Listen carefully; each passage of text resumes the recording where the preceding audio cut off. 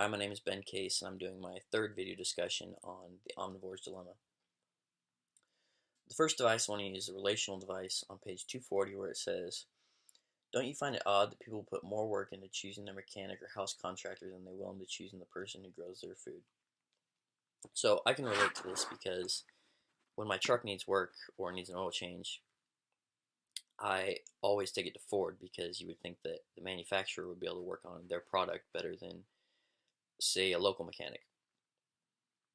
However, when I go to the grocery store and I need to buy a pack of chicken breasts, I'm not going to really take into account who grew them, who grew the chickens. I'm just going to pick the cheaper pack of chicken breasts because essentially it's the same product, right?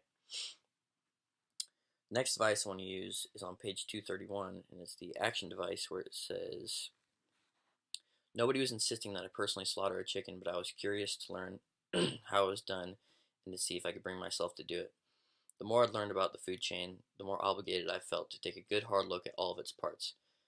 It seemed to me not too much to ask of a meat eater, which I was then and I still am, that at least once in his life he takes some direct responsibility for the killing on which his meat eating depends." So I think that everyone should do this at least once in their life. Maybe not actually take part in the killing, but watching someone do it firsthand.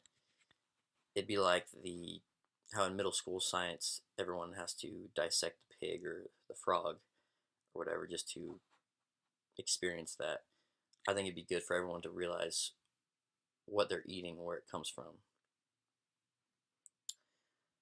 The final device I want to use is cause and effect on page 236, where it says, "For him, regulation is is the single biggest impediment to building a viable local food chain, and what's at stake is our liberty, nothing less. We do not allow the government to dictate what religion you can observe, so why should we allow them to dictate what kind of food you can buy? He believes freedom of food, the freedom to buy a pork chop from the farmer who raised the hog, should be a constitutional right." So, government regulations are basically creating monopolies, sort of,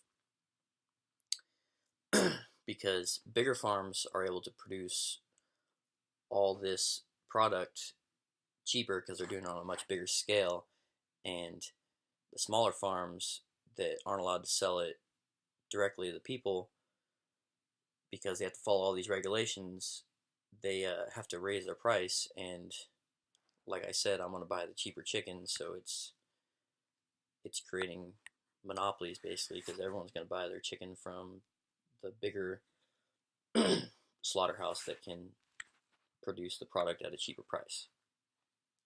That's all I have this week. I'll see you guys next week.